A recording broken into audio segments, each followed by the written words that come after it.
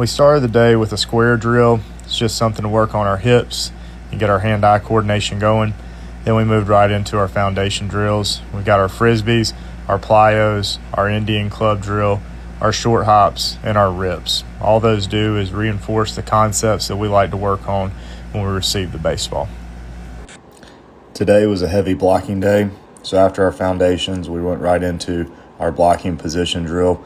We start with just tracking the baseball with our eyes and making sure we get our chin tucked.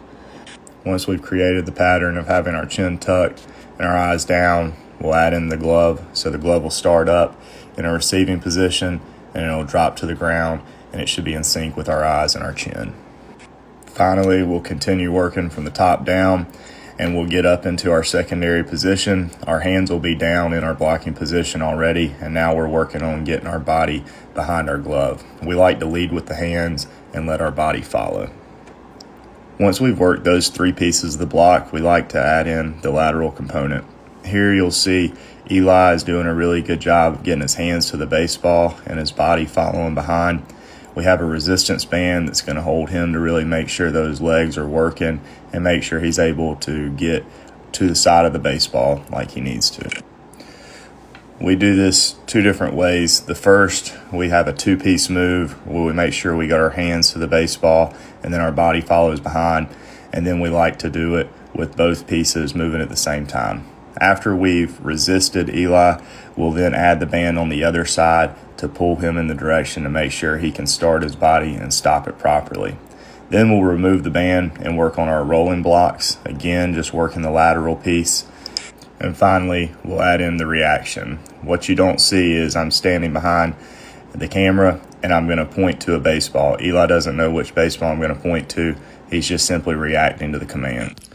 Now we'll hop on the machine and we'll start right down the middle. We typically block 4 or 5 straight on, and then we'll recover the last one that we block. Our goal is to keep the ball within that square of the red cones. And once we do straight on, we'll move to the right and to the left, just working on the lateral piece. Again, we'll block a few, and then we'll recover our last block.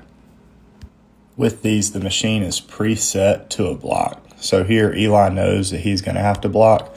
The final piece of our blocking drill will be random. So what we'll do is we'll set the machine up and I will adjust it accordingly to a block or receive. So here, Eli doesn't know if he's going to have to receive the ball or block it. He does a really good job of preparing to receive and reacting to the block. Sometimes kids get caught up in between on those balls that are kind of a short hop. We allow our catchers the freedom to either pick through or block with whichever one they feel more comfortable with. Finally, we'll finish with breaking balls. So the machine's going to be set on a right-handed breaking ball. Follow the same drill sequence. We'll block a few down the middle, recover the last one. Then we'll do the same thing from the right and the left. And finally, we'll finish up with our block or receive drill. So again, totally random. Eli doesn't know if he's going to have to block or receive. He'll plan to receive, and he'll react to the block when he needs to.